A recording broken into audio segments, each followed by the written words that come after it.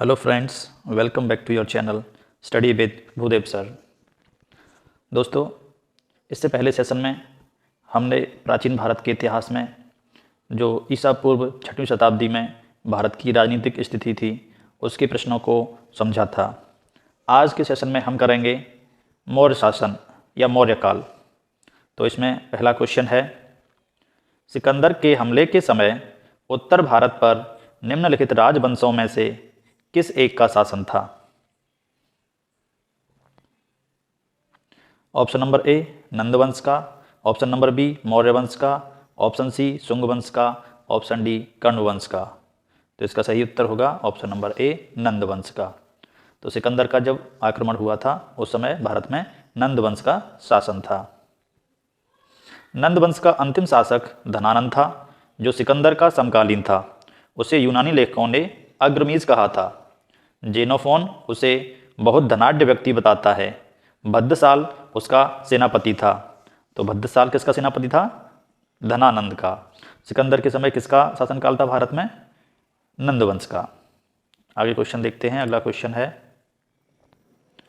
निम्नलिखित में से मगध का कौन सा राजा सिकंदर महान के समकालीन था? Mahapadmananda, option B Dhanananda, option C Sukalpa, option D Chandragupta Maurya. तो इसका सही आंसर होगा option number B Dhanananda. Dhanananda जो है सिकंदर के समय का शासक था। अगला क्वेश्चन देखते हैं, निम्न में से निम्न कथनों पर विचार कीजिए।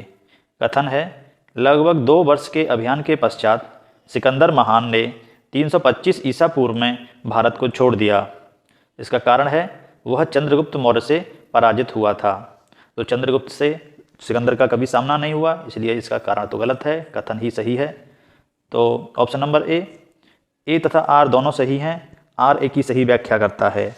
ऑप्शन बी ए तथा आर दोनों सही हैं परंतु आर एक ही सही व्याख्या नहीं करता है। ऑप्शन नंबर सी ए सही है लेकिन आर गलत है। ऑप्शन डी ए गलत है लेकिन आर सही है। तो इसका ऑप्शन नंबर सी ए सही और आर गलत होगा। देखिए, अखमनी साम्राज्य को ध्वस्त करने के पश्चात 326 ईसा पूर्व के बसंत के अंत में एक विशाल सेना के साथ सिकंदर भारतीय विजय के लिए चला। लगभग 2 वर्ष के अभियान के पश्चात 325 ईसा पूर्व के सितंबर माह में सिकंदर ने पाटल से वापस यूनान को प्रस्थान किया, किंतु वह चंद्रगुप्त मौर्य से पराजित नहीं हुआ था। इसलिए ए तो सही है लेकिन कारण आर गलत है। नेक्स्ट क्वेश्चन, युद्ध भूमि में बड़ी संख्या में मारे जाने अथवा आहत हो जाने के बाद किस भारतीय गढ़ अथवा राज्य की स्त्रियों ने सिकंदर के विरुद्ध शस्त्र धारण किया था? इसका option number A Abhisara, option number B Glausai, option C Katha या ऑप्शन डी मत्सग। तो किस राज्य की स्त्रियों ने सिकंदर के विरुद्ध शस्त्र धारण किया? Option number D Matsaga. Sikandar के आक्रमण के समय अस्वग एक सीमांत गणराज्य था जिसकी राजधानी मत्सग थी। यूनानी लेखकों के अनुसार सिकंदर के विरुद्ध हुए युद्ध में बड़ी संख्या में पुरुष सैनिकों के मारे जाने के पश्चात यहाँ की स्त्रियों ने शस्त्र धारण किया था। नेक्स्ट क्वेश्चन, भारत में सिकंदर की सफलता के निम्नलिखित कारणों में से कौन थे? उस समय भारत में कोई केंद्रीय सत्ता नहीं थी। नंबर 2 उसकी फौज बेहतर थी। नंबर 3 उसे देशद्रोही शासकों से सहायता मिली। नंबर 4 वह एक अच्छा प्रशासक था। तो चारों स्टेटमेंट को देखने के बाद ऑप्शन नंबर ए 1 और 2 सही हैं, ऑप्शन बी 1, 2 तथा 3 सही हैं, ऑप्शन सी 2, 3 तथा 4 सही हैं या ऑप्शन डी चारों ही सही हैं। तो इसका ऑप्शन नंबर बी 1, 2 और 3 सही हैं। सिकंदर की भारत में सफलता के उपर्युक्त कारणों में से प्रथम 3 सत्य थे। डॉक्टर हेमचंद्र राय चौधरी ने उस समय यहाँ 28 स्वतंत्र शक्तियों का उल्लेख किया है। तात्पर्य यह है कि उस समय भारत में कोई भी केंद्रीय सत्ता नहीं थी। तो उसकी सेना निसंदेह श्रेष्ठ थी। अम्बी जैसे तमाम देशद्रोही भारतीय शासकों ने उसे सहयोग दिया था, तथापि भारत की विजय में उसके अच्छे प्रशासक होने का कोई योगदान नहीं था। तो इसलिए विकल्प भी सही है। नेक्स्ट क्वेश्चन, उस वीर भारतीय राजा का नाम बताइए जिसे सिकंदर ने झेलम के तट पर पराजित किया था। Option A Ambhi, option B Puru या Porus, option C Chandragupta Maurya, option D Mahapadma Nanda. तो इसका ऑप्शन नंबर बी सही होगा, पुरु या पौरस, जिसको सिकंदर ने झेलम नदी के तट पर पराजित किया था।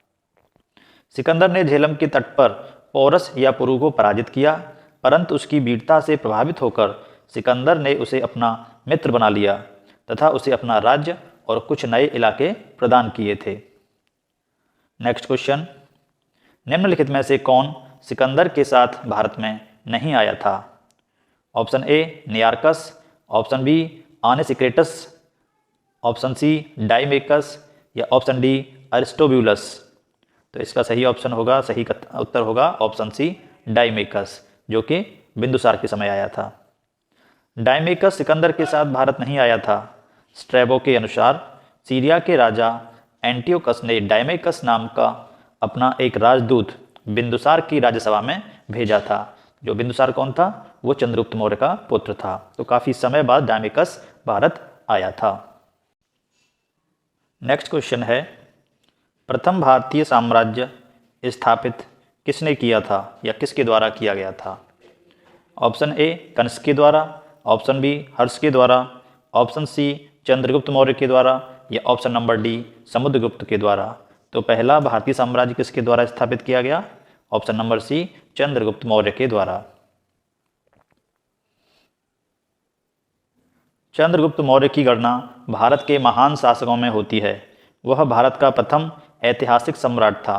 वह ऐसा पहला सम्राट था जिसने बृहत्तर भारत पर अपना शासन स्थापित किया और जिसका विस्तार ब्रिटिश साम्राज्य से भी बड़ा था। उसके साम्राज्य की सीमा ईरान से मिलती थी। उसने ही भारत को सर्वप्रथम राजनीतिक रूप से एकबद्ध किया था। नेक्स्ट क्वेश्चन, भारत में पहले साम्राज्य की स्थापना किस शासक के द्वारा की गई थी? पहले साम्राज्य की स्थापना। Option number A Chandragupta Maurya, option B Ashoka, option C Kanishka या ऑप्शन नंबर डी चंद्रगुप्त द्वितीय विक्रमादित्य या ऑप्शन नंबर ई उपयुक्त में से कोई नहीं या एक से अधिक कथन सही है। तो इसका option number A Chandragupta Maurya सही होगा। नेक्स्ट क्वेश्चन, निम्नलिखित में से कौन सा सबसे पुराना राजवंश है? ऑप्शन ए गुप्त वंश, ऑप्शन बी मौर्य वंश, ऑप्शन सी वर्धन वंश या ऑप्शन डी कुषाण वंश। तो इसका सही उत्तर होगा ऑप्शन बी मौर्य वंश।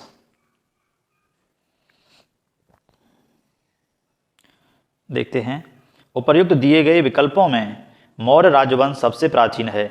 इसका समय 321 से 184 ईसा पूर्व था। मौर्य राजवंश की स्थापना चंद्रगुप्त मौर्य ने की थी। इसके बाद कुषाण वंश, गुप्त राजवंश 275 से 550 ईस्वी तक और वर्धन राजवंश ने प्राचीन भारत पर शासन किया था। नेक्स्ट क्वेश्चन, जिसके ग्रंथ में चंद्रगुप्त मौर्य का विशिष्ट रूप से वर्णन हुआ है वह कौन है? Option A Bhasa, option B Shudraka, option C Vishakhadatta, option D अश्वघोष। तो ऑप्शन सी विशाखदत्त के ग्रंथ में चंद्रगुप्त मौर्य का वर्णन मिलता है। विशाखदत्त कृत मुद्रा राक्षस से चंद्रगुप्त मौर्य के विषय में विस्तृत सूचना प्राप्त होती है। इस ग्रंथ में चंद्रगुप्त को नंदराज का पुत्र माना गया है। मुद्रा राक्षस में चंद्रगुप्त को वृषल या कुलहीन भी कहा गया है। नेक्स्ट क्वेश्चन, यूनानी लेखक जस्टिन द्वारा किसे सेंड्रोकोटस कहा गया था? Option number A Chandragupta Maurya को, ऑप्शन बी चंद्रगुप्त प्रथम को, ऑप्शन सी चंद्रगुप्त द्वितीय को या ऑप्शन डी समुद्रगुप्त को। तो सेंड्रोकोटस किसे कहा गया? चंद्रगुप्त मौर्य को। किसने कहा? जस्टिन ने। विलियम जोन्स पहले विद्वान थे जिन्होंने सेंड्रोकोटस की पहचान मौर्य शासक चंद्रगुप्त मौर्य से की थी। एरियन तथा प्लूटार्क ने चंद्रगुप्त को एंड्रोकोटस के रूप में वर्णन किया, जबकि जस्टिन ने सेंड्रोकोटस, चंद्रगुप्त मौर्य और सिकंदर महान की भेंट का भी उल्लेख किया है। नेक्स्ट क्वेश्चन, सेंड्रोकोटस से चंद्रगुप्त की पहचान किसने की थी? Option number A William Jones, option B V Smith, option C R K Mukherjee या ऑप्शन डी D.R. भंडारकर। तो इसका option number A William Jones सही है। नेक्स्ट क्वेश्चन, निम्न में से किसने सेंड्रोकोटस या चंद्रगुप्त मौर्य और सिकंदर महान की भेंट का उल्लेख किया है? Option A Pliny, option B Justin, option C Strabo या ऑप्शन डी मैगस्थनीज। तो इसका ऑप्शन नंबर बी जस्टिन सही होगा। जस्टिन ने अपने बुक में सेंड्रोकोटस और सिकंदर महान की भेंट का वर्णन किया है। नेक्स्ट क्वेश्चन देखते हैं, कौटिल्य किसके प्रधानमंत्री थे? कौटिल्य किसके प्रधानमंत्री थे? ऑप्शन ए चंद्रगुप्त विक्रमादित्य के, ऑप्शन बी अशोक के, ऑप्शन सी चंद्रगुप्त मौर्य के या ऑप्शन डी राजा जनक के। तो ऑप्शन नंबर सी इसमें सही होगा, चंद्रगुप्त मौर्य के। कौटिल्य इतिहास में विष्णुगुप्त तथा चाणक्य इन दो नाम से भी विख्यात थे। जब चंद्रगुप्त मौर्य भारत का एक छत्र सम्राट बने तो कौटिल्य प्रधानमंत्री, महामंत्री तथा प्रधान पुरोहित के पद पर आसीन हुए। उन्होंने राजनीति शास्त्र पर अर्थशास्त्र नामक प्रसिद्ध ग्रंथ की रचना की। यह भारत में राजशासन के ऊपर उपलब्ध प्राचीनतम रचना थी। नेक्स्ट क्वेश्चन, चाणक्य अपने बचपन में किस नाम से जाने जाते थे? Option number A Ajay, option B Chanakya, option C Vishnugupta, option D Devagupta. तो इसका सही उत्तर होगा विष्णुगुप्त। चाणक्य को इनके बचपन में विष्णुगुप्त के नाम से जाना जाता था। ऋषि चाणक्य ने अपने पुत्र का नाम चाणक्य रखा था। अर्थशास्त्र के लेखक के रूप में इसी पुस्तक में उल्लिखित कौटिल्य तथा एक पद्य खंड में उल्लिखित विष्णुगुप्त की नाम की साम्यता चाणक्य से की जाती है। पुराणों में उसे द्विजर्सव मीन्स श्रेष्ठ ब्राह्मण कहा गया है। प्रश्न में बचपन के नाम की बात की गई है। चाणक्य पर विशेष अध्ययन करने वाले विद्वान ट्रॉटमैन के अनुसार चाणक्य तथा कौटिल्य नामक चाणक्य के गोत्र नाम हो सकते हैं।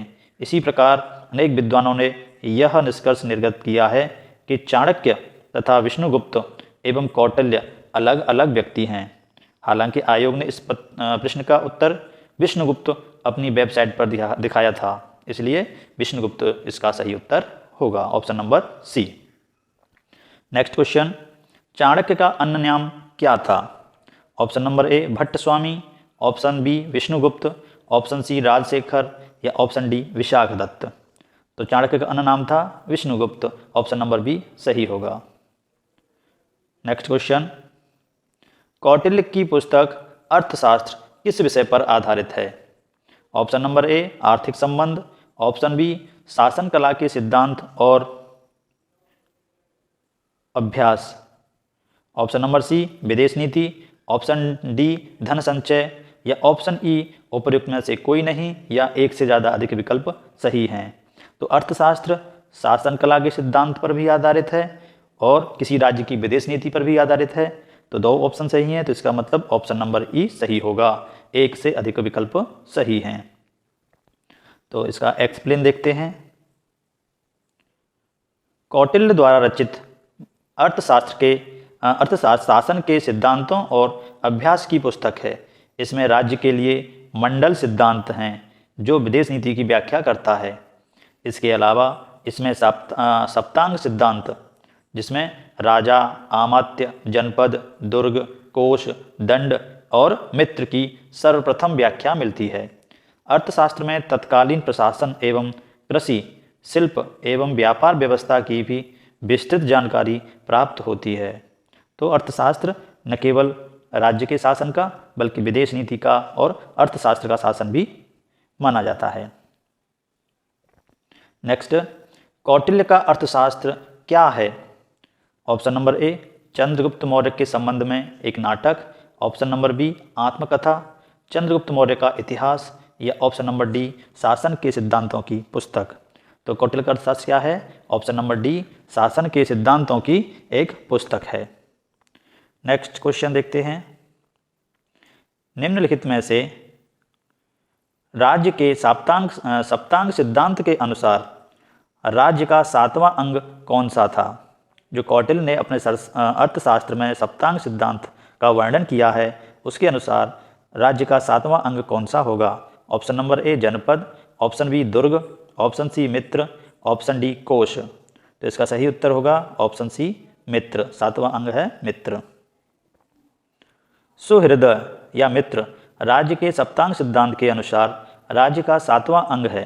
सुहृद या मित्र राज्य के कान होते हैं। राजा के मित्र शांति एवं युद्ध काल दोनों में ही उसकी सहायता करते हैं।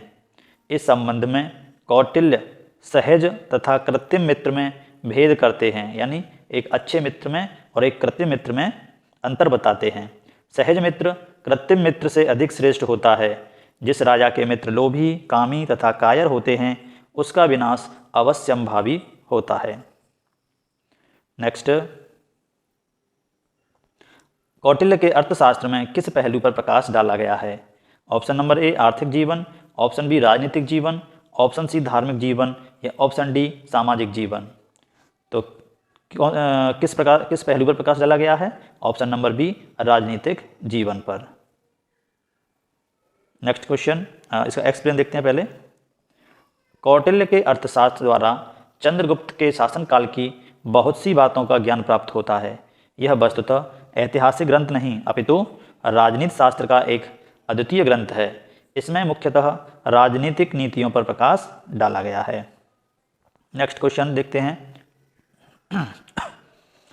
निम्न में से किसकी तुलना मैकियावेली के प्रिंस से की जा सकती है?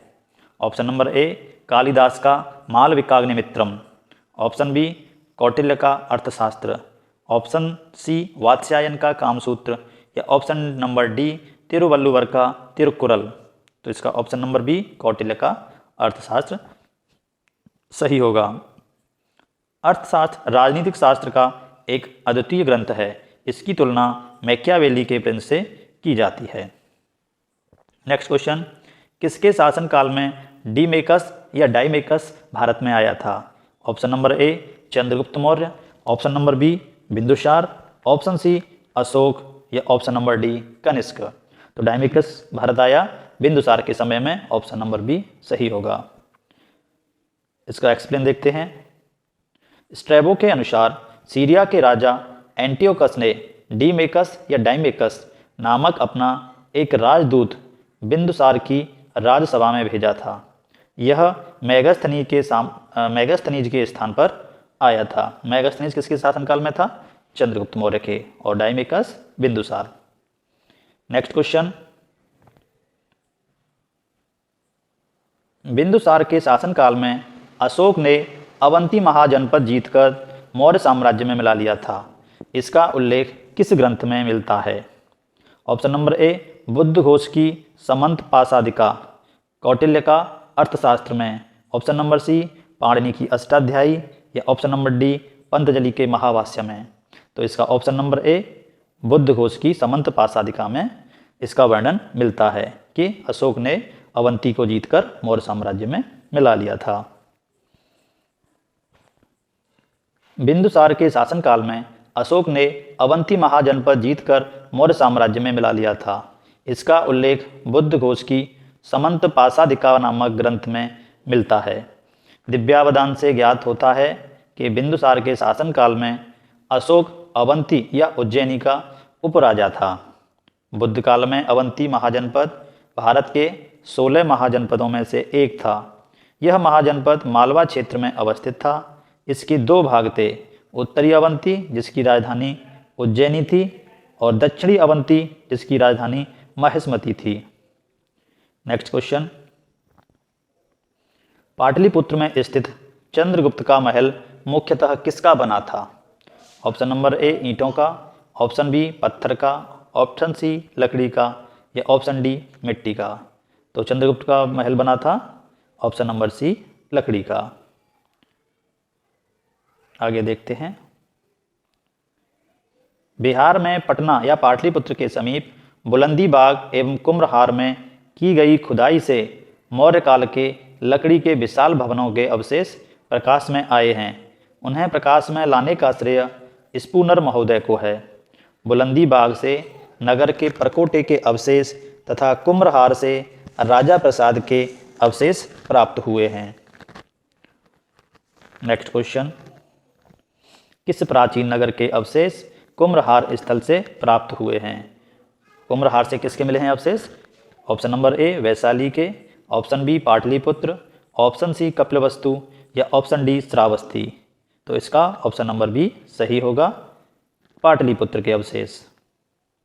नेक्स्ट, बुलंदी बाग प्राचीन स्थान किसका था? ऑप्शन नंबर ए कपिलवस्तु का, ऑप्शन नंबर बी पाटलिपुत्र का, ऑप्शन सी श्रावस्ती का या ऑप्शन डी वाराणसी का। तो इसका सही आंसर होगा ऑप्शन नंबर बी पाटलिपुत्र का। बुलंदी बाग प्राचीन स्थान था। नेक्स्ट क्वेश्चन, निम्नलिखित में से किस मौर्य राजा ने दक्कन की विजय प्राप्त की थी? ऑप्शन नंबर ए अशोक ने, ऑप्शन नंबर बी चंद्रगुप्त ने, ऑप्शन सी बिंदुसार ने या ऑप्शन डी कुणाल ने। तो इसका ऑप्शन नंबर बी चंद्रगुप्त सही होगा। चंद्रगुप्त ने दक्कन की विजय प्राप्त की थी। मौर्य साम्राज्य के संस्थापक चंद्रगुप्त मौर्य ने दक्षिण भारत की विजय प्राप्त की थी। इस संदर्भ में अशोक के अभिलेखों, जैन एवं तमिल साक्ष्यों से जानकारी प्राप्त होती है। दक्षिण भारत भाग के अनेक स्थलों में अशोक के अभिलेख प्राप्त हुए हैं, किंतु अशोक ने एकमात्र कलिंग विजय ही की थी। अतः ऐसी स्थिति में दक्षिण में विजय का श्रेय हमें चंद्रगुप्त मौर्य को ही देना होगा, क्योंकि बिंदुसार की विजय अत्यंत संदिग्ध है एवं इतिहास में उसे एक विजेता के रूप में याद नहीं किया जाता है। जैन एवं तमिल साक्ष्य में भी चंद्रगुप्त मौर्य की दक्षिण विजय की पुष्टि मिलती है। नेक्स्ट क्वेश्चन, मालवा, गुजरात एवं महाराष्ट्र किस शासक ने पहली बार जीते? ऑप्शन नंबर ए हर्ष ने, ऑप्शन बी स्कंदगुप्त ने, ऑप्शन सी विक्रमादित्य ने या ऑप्शन डी चंद्रगुप्त मौर्य ने। तो इसका सही उत्तर होगा option number D Chandragupta Maurya ने। आगे चलते हैं नेक्स्ट क्वेश्चन, पहले इसका एक्सप्लेन देख लो, उसके बाद नेक्स्ट पर चलेंगे। राजनीतिक तौर पर लगभग समस्त भारत का एकीकरण चंद्रगुप्त मौर्य के नेतृत्व में ही संभव हुआ। प्रारंभिक विजयों के फलस्वरूप चंद्रगुप्त का साम्राज्य ब्यास नदी से लेकर सिंध नदी के तट पर हो गया। रुद्रदामन के अभिलेख से पश्चिमी भारत पर उसका अधिकार प्रमाणित होता है। जैन ग्रंथों के अनुसार सौराष्ट्र के साथ साथ अवंती पर भी चंद्रगुप्त मौर्य का अधिकार था। उसकी मृत्यु के समय उसका साम्राज्य का विस्तार पश्चिम में हिंदुकुश पर्वत से लेकर पूर्व में बंगाल की खाड़ी तक, उत्तर में हिमालय से लेकर दक्षिण में मैसूर तक था।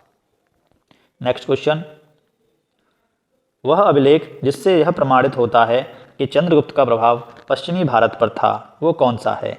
ऑप्शन नंबर ए कलिंग शिलालेख, ऑप्शन बी अशोक का गिरनार शिलालेख, ऑप्शन सी रुद्रदामन का जूनागढ़ शिलालेख या ऑप्शन नंबर डी अशोक का शिलालेख।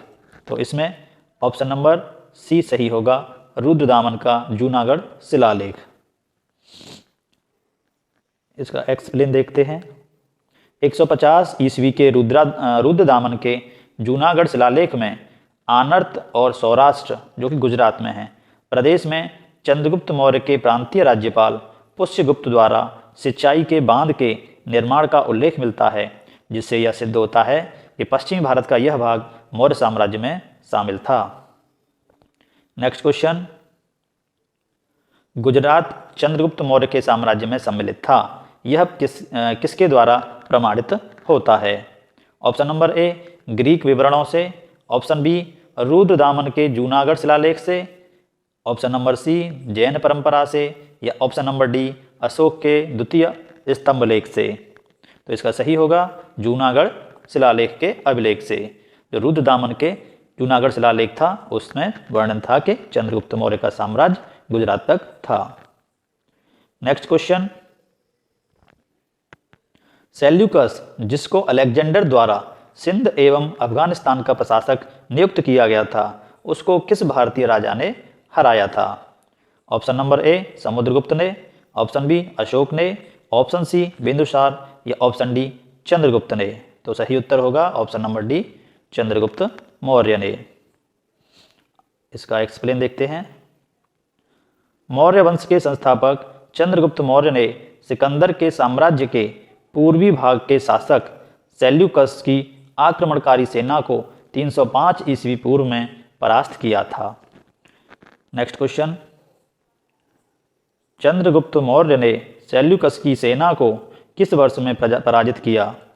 तो ऑप्शन नंबर ए 317 ईसा पूर्व, ऑप्शन नंबर बी 315 ईसा पूर्व, ऑप्शन नंबर सी 305 ईसा पूर्व, ऑप्शन डी 300 ईसा पूर्व। इसका सही उत्तर होगा ऑप्शन नंबर सी 305 ईसा पूर्व। नेक्स्ट क्वेश्चन, इसका एक्सप्लेन पहले ही बता चुके हैं। सिकंदर का जो सेनापति था सेल्यूकस, उसको चंद्रगुप्त मौर्य ने 305 ईसा पूर्व में हराया था। नेक्स्ट क्वेश्चन देखिए,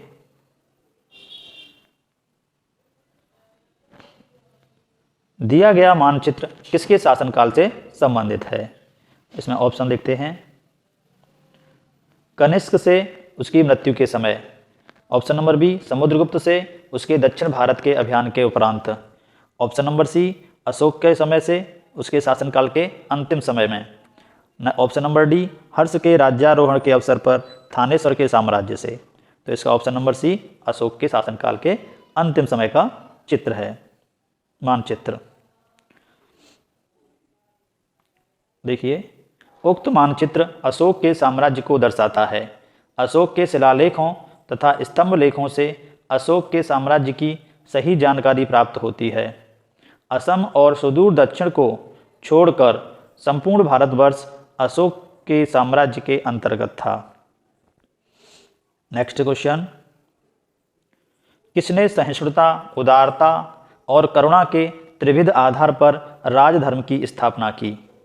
option number A Ashoka, option number B Akbar, option C Ranjit Singh, option D Shivaji. तो इसका सही उत्तर होगा अशोक। अशोक ने सहिष्णुता, उदारता और करुणा की त्रिविधि पर आधारित राजधर्म स्थापना की। ऑप्शन नंबर ए सही है। अशोक ने अपनी प्रजा के विशाल समूह को ध्यान में रखकर ही एक ऐसे व्यावहारिक धर्म का प्रतिपादन किया जिसका पालन आसानी से सब कर सकें। अशोक का धर्म सदाचार का धर्म था। ये एक ऐसे नैतिक नियम थे जिनका संप्रदाय विशेष से कोई संबंध नहीं था और जो मानवता के कल्याण के लिए घोषित किए गए थे। सहिष्णुता, उदारता एवं करुणा इसके त्रिविध आयाम थे।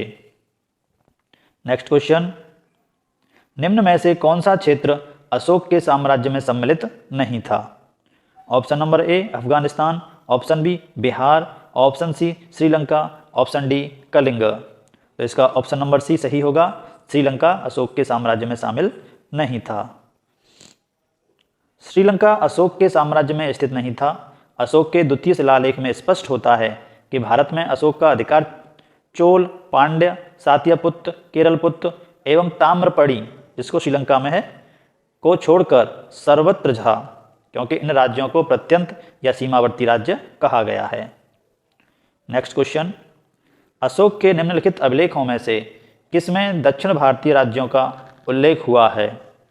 ऑप्शन नंबर ए तृतीय मुख्य शिलालेख, ऑप्शन नंबर बी द्वितीय मुख्य शिलालेख, ऑप्शन सी नौवां मुख्य शिलालेख या ऑप्शन डी प्रथम स्तंभ अभिलेख। तो इसका सही उत्तर होगा द्वितीय मुख्य शिलालेख। इसमें दक्षिण भारतीय राज्यों का वर्णन मिलता है। अशोक के अभिलेखों को 3 भागों में विभाजित किया गया है, शिलालेख, स्तंभलेख और गुहालेख। अशोक के द्वितीय बृहद शिलालेख में चोल, पांड्य, सात्यपुत्र, केरलपुत्र आदि दक्षिण भारतीय राज्यों का उल्लेख मिलता है। नेक्स्ट क्वेश्चन, भारत का प्रथम अस्पताल एवं औषधि विभाग किसने निर्माण कराया? अशोक ने, चंद्रगुप्त मौर्य ने, भगवान महावीर ने या धन्वंतरी ने? तो इसका सही ऑप्शन होगा, सही उत्तर ऑप्शन नंबर ए अशोक ने। नेक्स्ट क्वेश्चन, इसका एक्सप्लेनेशन देखते हैं। सम्राट अशोक युद्ध के लिए इतना प्रसिद्ध नहीं हुआ जितना एक धम्म विजेता एवं लोकोपकारी कार्यों से प्रसिद्ध हुआ। वह न केवल मानव वरन संपूर्ण प्राणी जगत के प्रति उदारता का दृष्टिकोण रखता था। इसी कारण उसने पशु पक्षियों के वध पर प्रतिबंध लगा दिया था। अशोक ने लोकहित के लिए छायादार वृक्ष एवं धर्मशालाएं बनवाईं तथा कुएं भी खुदवाए। अशोक ने ही अपने शासनकाल में मनुष्यों व पशुओं के लिए उपयोगी औषधियों हेतु प्रथम अस्पताल, औषधालय और औषधि बागों का निर्माण करवाया था। आगे देखते हैं नेक्स्ट क्वेश्चन। अशोक ने बौद्ध होते हुए भी हिंदू धर्म में आस्था नहीं छोड़ी, इसका क्या प्रमाण है?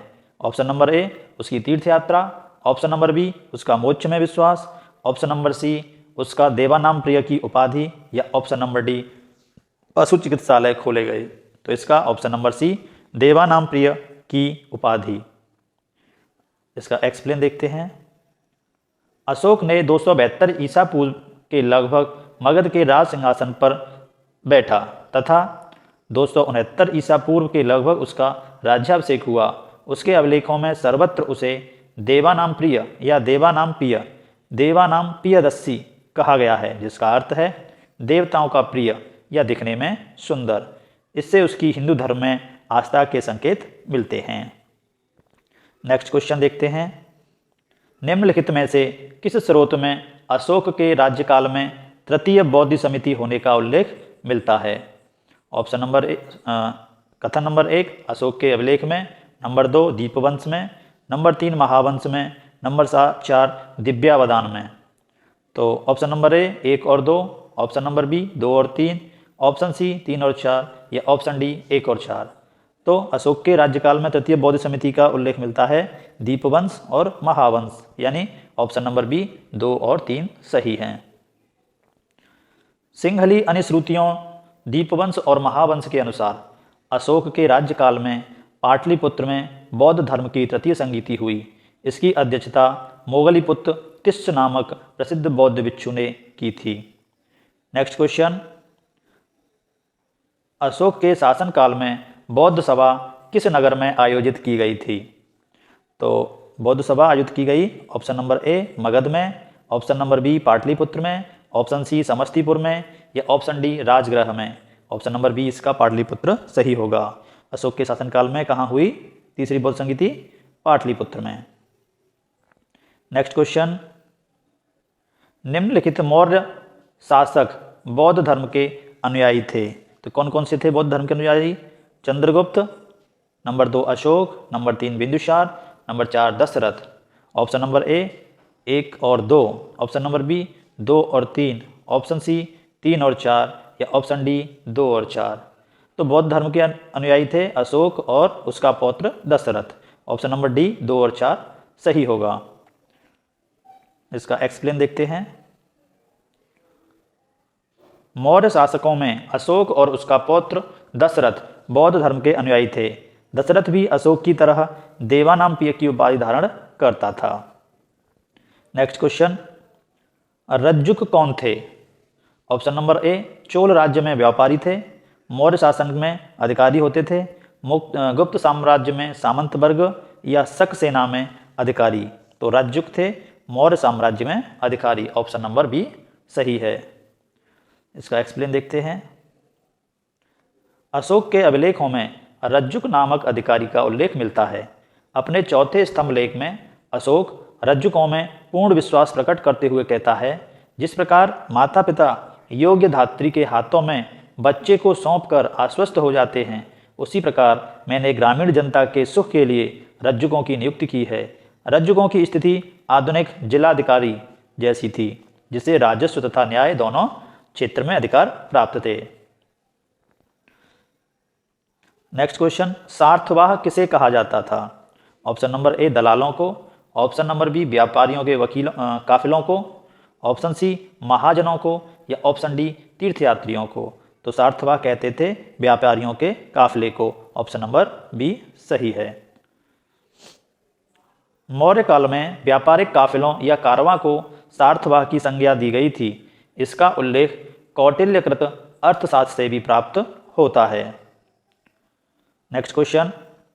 निम्नलिखित में से कौन सा अधिकारी मौर्य साम्राज्य का या मौर्य प्रशासन का भाग नहीं था? ऑप्शन नंबर ए अग्रहारिक, ऑप्शन बी युक्त, ऑप्शन सी प्रादेशिक या ऑप्शन डी रज्जुक। तो इसमें ऑप्शन नंबर ए सही है, अग्रहारिक। अग्रहारिक मौर्य प्रशासन की इकाई का भाग नहीं है। देखिए, अशोक के लेखों में उसके प्रशासन के कुछ महत्वपूर्ण पदाधिकारियों के नाम मिलते हैं। अशोक के तृतीय शिलालेख में 3 पदाधिकारियों के नाम मिलते हैं। ये 3 पदाधिकारी इस प्रकार हैं। पहला युक्त, जो जिले का अधिकारी होता था, जिसे राजस्व वसूली का काम करते थे। रज्जुक, ये पहले केवल राजस्व विभाग को ही कार्य करते थे, किंतु बाद में इन्हें न्यायिक अधिकार भी प्रदान किए गए। नंबर 3 है प्रादेशिक, यह मंडल प्रधान अधिकारी था। यह वर्तमान में संभागीय आयुक्त कमिश्नर की तरह था। इससे न्याय का भी कार्य करना पड़ता था। आगे देखते हैं, सारनाथ स्तंभ का निर्माण किसने कराया? ऑप्शन नंबर ए हर्षवर्धन ने, ऑप्शन बी अशोक ने, ऑप्शन सी गौतम बुद्ध ने, या ऑप्शन नंबर डी कनिष्क ने। तो सारनाथ के स्तंभ का निर्माण किसने कराया? अशोक ने। सारनाथ स्तंभ का निर्माण अशोक ने कराया था। इस स्तंभ के शीर्ष पर सिंह की आकृति बनी है, जो शक्ति का प्रतीक है। इस प्रतिकृति को भारत सरकार ने अपने प्रतीक चिन्ह के रूप में लिया है। यह स्तंभ मौर्ययुगीन वास्तुकला का सबसे अच्छा उदाहरण है। मौर्ययुगीन सभी स्तंभ चुनार के बलुआ पत्थरों से निर्मित हैं। नेक्स्ट क्वेश्चन, निम्नलिखित में से किसे सर्वश्रेष्ठ स्तूप माना जाता है? Number A Amaravati, number B Bharhut, number C Sanchi, या ऑप्शन नंबर डी सारनाथ। तो ऑप्शन नंबर सी इसमें सही होगा। सांची के स्तूप को सर्वश्रेष्ठ स्तूप माना जाता है। स्थापत्य कला के दृष्टिकोण से सांची के स्तूप को सर्वश्रेष्ठ माना गया है। सांची मध्य प्रदेश के रायसेन जिले में है। इसका निर्माण अशोक ने कराया था। इस स्तूप का आरंभिक काल 3वीं शताब्दी ईसा पूर्व था, अतः विकल्प सी सही है। जबकि बरहुत का स्तूप मध्य प्रदेश के सतना जिले में है। सांची तथा बरहुत के स्तंभों की खोज अलेक्जेंडर कनिंघम ने की थी। अमरावती का स्तूप आंध्र प्रदेश के गुंटूर में कृष्णा नदी के दाहिने तट पर स्थित है। कर्नल कॉलिन मैकेंजी ने 1797 में इस स्तूप का पता लगाया था। सारनाथ का धमेक स्तूप गुप्तकालीन है, जो बिना आधार के समतल भूमि पर बनाया गया है। तो दोस्तों, इस तरह से ये 40 क्वेश्चन आज हमने कंप्लीट किए हैं। अगले सेशन में करेंगे अगले 40 क्वेश्चन मौर्य प्रशासन से ही।